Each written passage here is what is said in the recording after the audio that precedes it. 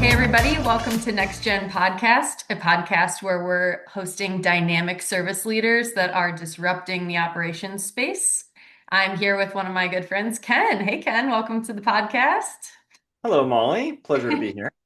Thanks for joining. I am so excited to introduce you and dive team to all of our listeners.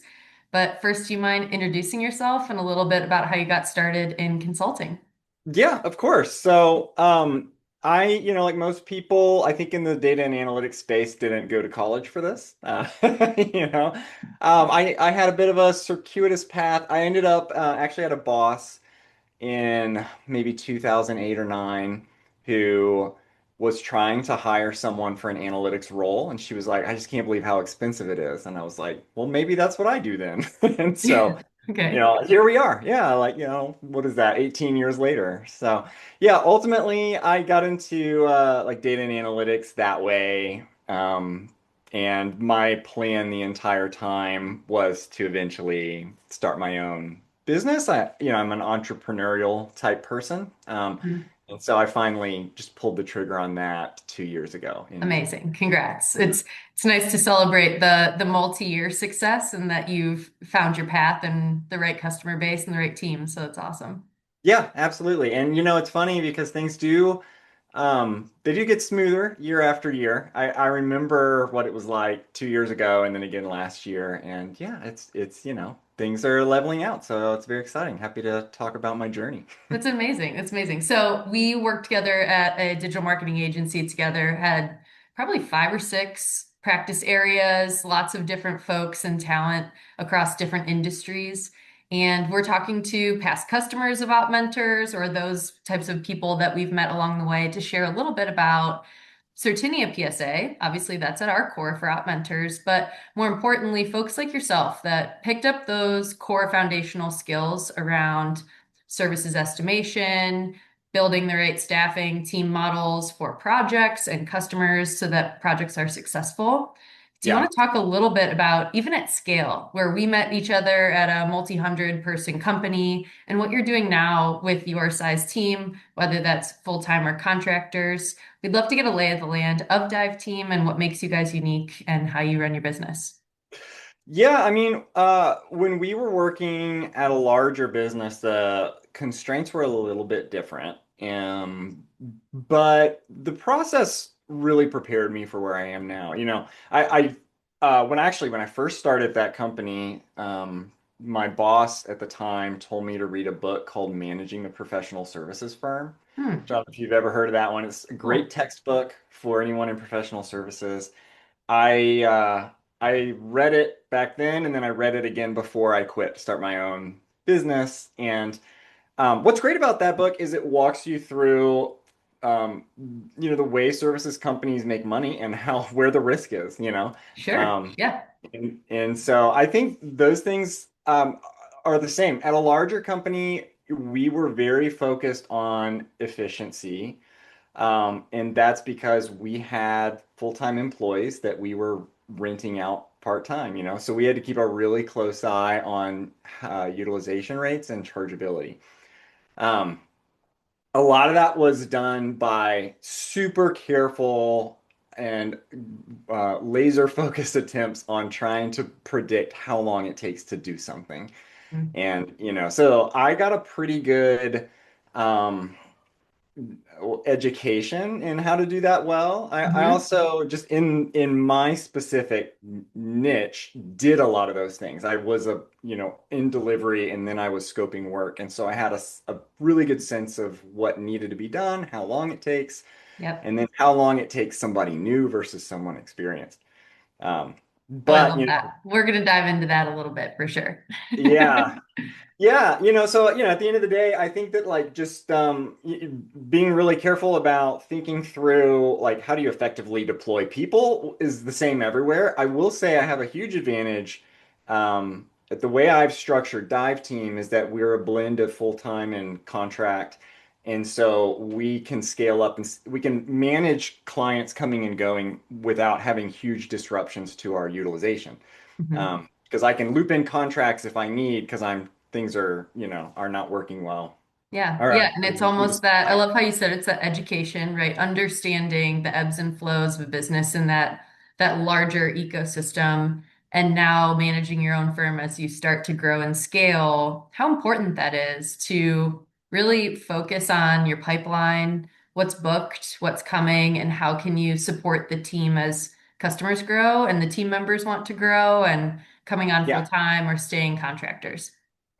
Yeah, I don't know if you've been in this situation, but nothing will destroy the morale of a company more than someone at the top who's not being real careful about that and making people feel like their jobs aren't stable, you know. Yes. If Yeah. we lose, It's all about transparency, but then the right vision for growth and pipeline and booked business yeah, too.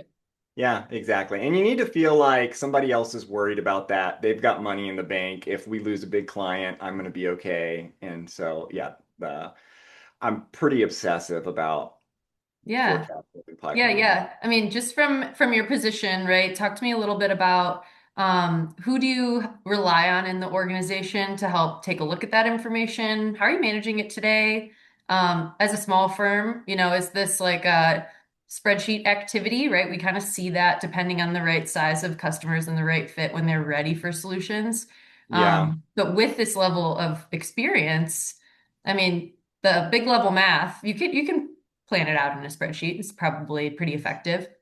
Yeah, it's pretty effective. What we do is a system that was designed by someone who's very comfortable writing SQL. Okay. It's not going to work for everybody. Yep. And honestly, I am trying to figure out the right time to mature to the next step. But I know it's the way tough, that right? what we do right now in terms of managing our entire operations is sales operations we have in Salesforce. So we manage leads and opportunities in Salesforce. We also have custom fields related to commissions and percentages and who is like the person to receive commissions on different um, opportunities. Then, as soon as something becomes a project, everything goes into harvest for us. So we use Harvest for, basically like staffing the projects, making sure that we do forecast hours in Harvest, but we don't actually forecast revenue there. Hmm. Um, we use Harvest also for expenses, making sure that our expenses are aligned with projects, and then invoicing. Yep. But that leaves a lot that we do with Google Sheets. So revenue forecasting is done in a Google Sheet. So like if at the end of every month, there are people who own projects, and those people will say, okay, this month we're going to recognize X amount of revenue. And that how they do it depends if it was a time and materials project or fixed Yep. fee or retainer. But they have to go through a spreadsheet, check them all as these are ready to invoice. We also do custom rates. So, um, oftentimes, what's normal is if I have a contractor, I will pay them a standard hourly rate. But there are some times where I brought people in and I'm like, hey, I can pay you this rate. It's not great, but if we have another project come in, I'll pay you a higher rate. And so Hmm. we have to manage all that in a spreadsheet too. Like one person can have different rates per project. Yep. Um, and then anytime we have a fixed fee expense that we want to bill back to a project for just the way reasons about the way Harvest works, we actually have to document those things in a spreadsheet. And then we have data that's brought into Google Cloud Platform and SQL queries that join it all together and power dashboards. So every month I refresh all that. I make sure I have a bunch of checks. It takes me like 8 hours to make sure everything is perfect. Everybody got their time cards in. Nobody's, late on anything. All the invoices go out, and then I set up payroll for all the contractors and everything like that. So that's our process. Hmm. It's really difficult for me to delegate because it's When it's extremely beginning to custom. end, right? That quote to Yeah. cash is that heartbeat of everything you're focusing on, right? As a leader of the company. So, Yeah. Yeah, and it's funny like when I first set all this up, I was very nervous about running out of cash. I mean, that's the whole, I'm still nervous about that. But I was very careful about forecasting. And I was always telling my wife, like, okay, I've got like 6 months of clear runway. So I'm not going to start applying for a full-time job until that gets down to like one or two. Trust So, me, no, the ebb and flow, right? And understanding your cash flow and making sure people are paid and you're collecting, right? Like yeah, that's that's the beginning to end storyline about why we love that mid-market space, right? Once you get a little bit bigger, more clients, more employees, that Certinia platform beginning to end all in one view. That's just where our obsession lies. yeah. But as you mature and grow, the little steps you're going to have to take to get there, right? Like it's not a fit today, but we're cheering for you. We hope you get there. Yeah. No, I see huge value in it. I mean, I was using Certinia in my last role, and keeping everything beginning to end in one system is so much simpler and it's way more easy. I mean, it's complex to manage, as you know, but like imagine Sure. onboarding someone to that system versus the alternatives where you've got to import data and you have to do all these little checks and you might have a SQL query fail. Things like that are just not feasible to onboard For anyone sure, onto. for sure. So tell me even a little bit about Dive Team. Any really cool projects or interesting things going on within your organization? Yeah, well, our niche is marketing analytics, so we specialize in helping enterprise marketing teams optimize their performance. And the excitement for us is all around AI right now, obviously. There's one of the things that happened late last year. I don't know if you stay tuned with these things, but Claude Code became really good at everything and not just coding. And so we do a ton of work with Claude Code to make sure what we're doing is delivered really efficiently. We have it do check our work for us. It helps us with brainstorming. So that's been a great. We've had huge efficiencies. The thing that I'm very excited about is we are we've had a lot of experiences that are either great or really bad with AI with our clients. Some of our clients have been like, oh, we've paid $100,000 for this pilot to talk to our data and it's completely failing. And then Hmm. other ones are like, we've just used these automations that save us a ton of time. And so what we're doing that we're real excited about, we're logging all of that and then we're anonymizing who's telling us this and we're starting to share it. So we've been pretty like quiet on the marketing side, but we've starting in February, we're going to be releasing a lot of like, here's, outside of the hype of AI, here are things that people are doing that's really helpful. And here are the things that people are doing that's really not getting them much value and, just trying to be there. I think it's Sure. going to be Yeah. an enormous part of our future.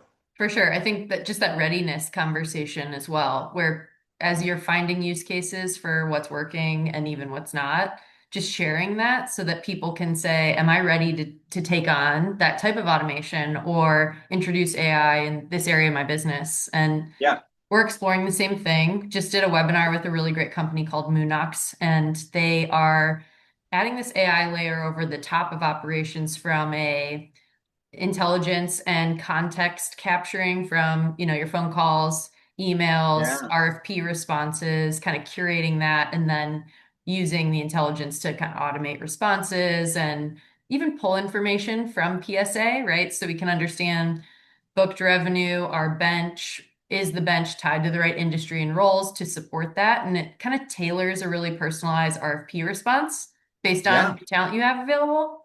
So Oh, like we're yeah. seeing it in our industry too. And yeah, the use cases are important, right? Because you want to show some efficiency and immediate ROI. So Yeah. you can keep spending on it. That's incredible. I've got 25 people on payroll, so I know them all and I don't have to worry so much about like who's available, who isn't. But we're doing something similar with just, taking conversations about what needs to get done, comparing it to similar projects we've done in the past, and then Yep. drafting level of effort, work Cool. breakdowns for us. Super, super effective. And I went from spending like 2 or 3 hours after a BD call of writing up, here are all the things we have to do, to like 20 minutes of reviewing a draft that Yeah, no AI way. made for me. So yeah, huge progress there. So I mean, it's the future, you know. I think that one of the things that all of us are like trying to figure out is like where are these things that we're doing right now that feel totally normal, but could be done much more Mhm. efficiently by For AI. sure. Right. And it's that piece where, use your example after a BD call, you're writing down all the notes because you're digesting the information. You're critically thinking around what's the solution? What's the match? Have I done this before for another customer? And like really diving deep. But Yeah, if you had AI along your entire journey as owning your company, you can pull examples off the shelf for all these other meeting recordings or great conversations you've had about really similar things and create that so quickly.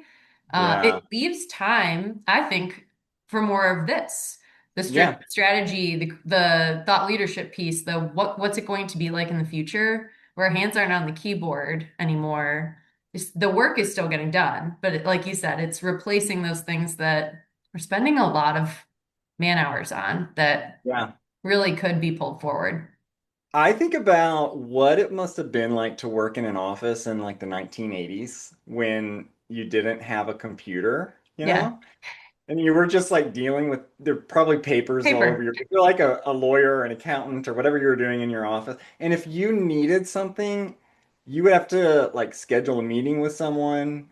Maybe you could call, I guess it depends on what you need, but like the slowness of communication, I'm sure just felt normal. Hmm. And the idea that I can't just like message somebody on Slack and be done with that conversation in 10 seconds, like I could never imagine going back to that world.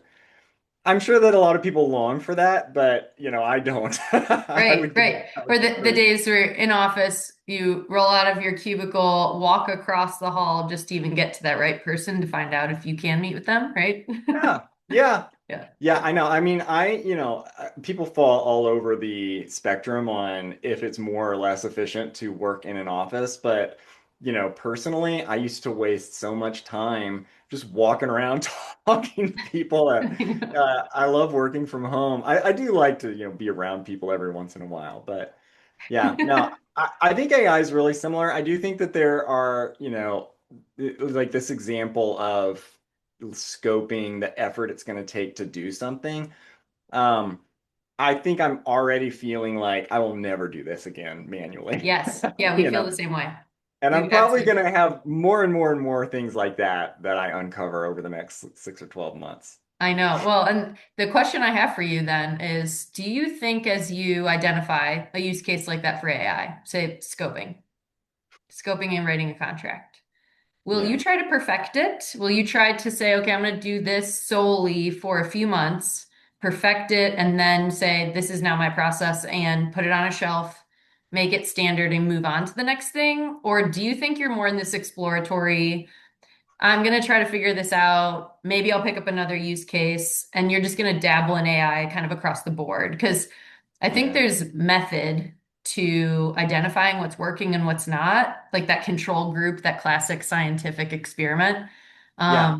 But I fear about trying too many new things. But I don't want to slow progress either. So I'm kind of curious, like, what's your perspective on it? Well, I think it varies, and I'll give you an example. Um, I was doing a project for a client last year where um, I needed to analyze some data, and I normally would have done it, a certain way, like writing a like Python notebook. And I was like, let me try out this like AI tool that helps with this. And what I found is that obviously AI is really good at, I'd spent a lot of time looking at Stack Overflow and remembering how to do different things, and it's just super fast. And what I decided at the time was I'm not ready to like make this a system. Like this is a good like one-off example, but the things that I'm ready to really like turn into a system that I just don't do the old way are things that I have a good system for now. I know like really clearly what the outputs are. And I do them with some amount of frequency that I'm like, okay, yeah, if I do this consistently over the next month, every time I do this task, it's going to really compound and save me a lot of time. So a few things I do, um, I already am like just AI is just part of the process. There are a lot of things I'm tinkering with and trying to figure out. Even that, and I would say a lot of the tinkering is with the way we deliver solutions to clients. Mhm. We have we have a lot of examples of work that needs to be done that's done really well by AI, but we're not totally ready to just like hand it off, or AI is outputting these deliverables that are so big, it's like time consuming to, like validate everything it's saying. So there are a lot of things that we're working on, and I think we're just kind of picking off one at a time. Yeah. Are you encouraging the team to also do that in their spare time? I'm sure it's just happening naturally and everyone's throwing ideas in a Slack channel. This is what I'm up to. What are you guys seeing? How are you kind of Yeah. managing that flood of creativity right now? Well, there are certain people, depending on their role, who, share all the time. And like we're very into we use everything Anthropic for like our own team, like internal things. And so we're big Mhm. into creating skills in Claude Code, things like that. So there's a group of people who are big onto that. But we also have consultants that work with enterprise clients and who have, in many cases, lots of restrictions. I've got three people who work for a client that they are really only allowed to use Microsoft, whatever, I forget the name of it. Mhm. And so all they're really doing is using it for like email and calendar and like, Okay. helping them like create docs and review things, but not really the type of long form research um, that we might do with a company who, had fewer restrictions. So, like, for example, if I am working with a company that wants us to help them think through, let's say they've got a website and they want us to help install a customer data platform. So part of that process is we need to look at their website and figure out if I'm considering submitting a lead to this company, what are the things I might do? Maybe I'm downloading, white papers or watching videos. Once I've submitted that lead, I'm probably talking to a salesperson. They know who I am, but I'm not yet a customer yet. So we have to like map out that journey. We've devised a way to use AI to help us with that. And it does a very good job understanding who your customer is, how they're interacting with the website, what they can do, summarizing that really quickly. But we can only really use that type of solution in some use cases and not others. So that's kind of an example of kind of where we're at. Mhm. I do think big enterprises that have to be very careful about security, but I do think that there are people at big enterprises who are locked into certain tools who are kind of missing out on what's possible with this like flood of new technology that everyone else has access to right now. Yeah, yeah, yeah. Well, and a big piece of it, right? Looking at our early adopters, our normal champions, and then those late adopters, there's going to be a really long tail of kind of this whole journey in general to modernize the solutions. So I'm Yeah. not too concerned there. It's almost like what's going to stick. Yeah. Yeah, what's going to stick and what's going to come out that's going to sort of change the way we think about things. Hmm. I've heard a lot of people saying things like, the way that we pay for SaaS is probably going to change. You're not buying seats anymore. Like maybe we're paying for usage, or maybe we're just paying like for agents like their employees. And, who knows? It kind of depends on Yep. what kinds of technology we end up finding valuable I within think an so organization. too. And the first disruptor will probably set the tone. And so we'll just have to watch and see where that pressure comes from and what areas Yeah. of SaaS respond to the new trend potentially. And right now everyone's in the business of use AI to become more effective and efficient and make your daily role more enjoyable. Mm. There's no doubt, right, that certain types of roles will go away. And I talk a lot about how at least in professional services, there's all these skill sets. Skill sets are just going to get reorganized, some done by an agent, and that's okay. And the traditional roles we're used to will be a small subset of the skills we were doing before, and brand new ones we don't even know yet. Yeah. Kind of like the the milkman that used to walk the neighborhood and deliver milk, right? Like now you go to the grocery store. It's just roles that go away. And the Yeah. service is still there or the product, but the way we get it or the way we interact with it will be different. Yeah. I've lost a lot of sleep over this. I sit at the center of marketing, coding, consulting. Everything I do is on a computer. I'm Hmm. not like a plumber who has to hold a wrench a certain way. Yep. Um, Oh, and trust me, I've been calling friends that are in traditional industry, right? Manufacturing, etc. And it's, hey, keep my name, like, because yeah. you never know. You never know. But keep doing what we love. Stay behind that computer and innovating. Yeah, and I would say too that there are I think a lot about if I was a farmer and I was used to doing everything manually and now tractors are a new thing. The people who do well at farming are going to be the early adopters of tractors. You know. Exactly. And I think we do have a lot of tools that just make us much more effective. And so the way we work is going to change. I think that those people who are like open to it and embracing and learning and experimenting are going to have a huge edge. For sure. Um, It's because very I, fun to see the people raise their hand wanting to talk about this and brainstorm and hear what each other are up to because there's also a fair bit of the world that's nervous, right? Like I'm reaching out to folks to say, tell me about what you're doing with your business. How are you running your company? What might change the way you contract? I mean, in services, it's been pretty traditional for a long time when it's tell me your yeah. pain point. I have a solution. I will consult you through that. And that's all going to be majorly disrupted. And it's very cool that, you're raising your hand saying, I want to lean in, let's talk about this because our businesses will not look the same the way they do now and the way they are operating even in 3 years, I think. Yeah. There's been a couple of really interesting research reports on this topic. So I got to plug in my mouse or I'm getting a warning. One of them came out, I think, I don't remember. I want to say Gartner, but it may not have been, talking about the sort of strengths of humans versus agents versus robots. It wasn't talking about any certain industry. It was just talking about like how, you can build teams that work really effectively together. And right around the same time I saw that research, OpenAI released their research on here's how dev teams who are very AI native are structuring themselves. And I like to read those with a thought of how does this apply to my type of work? And the thing that I think is encouraging is that coding teams who have been hit really hard and fast by AI still have really important roles for people.